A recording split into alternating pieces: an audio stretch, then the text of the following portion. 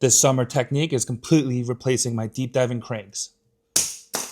Right now in the summer heat, when bass are super deep, the wobble head has been my biggest performer, especially for someone like me who's never been a deep diving crank person. If you're fishing from the bank, you know how much it can suck to even fish a deep diving crank sometimes. Essentially, the wobble head is a ½ ounce, 3/4 ounce, or even up to a full ounce head that has a free swinging hook on the back. And this can just be a normal EWG hook and into any soft plastic that you like. There's a lot of different companies that make wobble heads. I like the ones from Strike King that can actually replace the actual hook in there. But when I'm fishing from the bank or in a smaller pond, a 3/8 size wobble head to a 3/0 size EWG hook is a great option for me. But if I'm on my boat fishing super deep in like 20 foot of water, the ½ ounce or 3/4 ounce bigger wobble heads with like a 4/0 size hook is always the go-to to me. For your bait selections, you can really use any soft plastic that will go on an EWG. The classic is always going to be some kind of craw.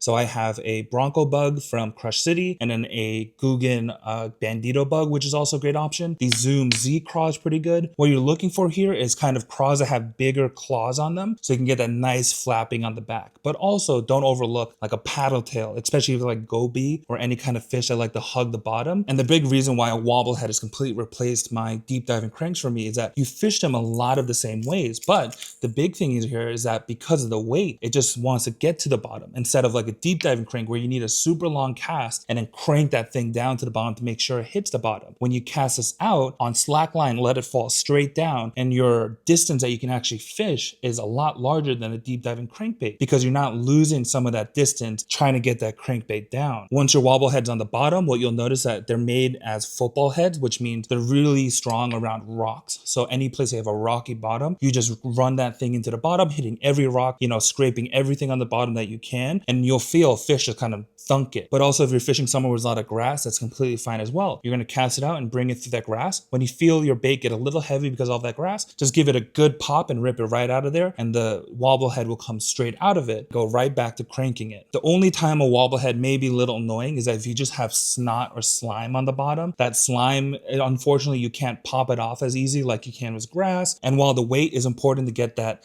wobble head down to the bottom, the heavier your wobble head, the faster you can fish it while keeping contact with the bottom. And if you go to a lighter one, what will happen if you reel it a little too fast, it'll start to rise a little bit, which may be something that you want. However, the strength of the wobble head comes from keeping contact at the bottom and just absolutely running through anything that's on that bottom. And right now in the summer when bass are out super deep, the wobble head is the best and easiest way to target those deep bass. So what are you waiting for? Get out there.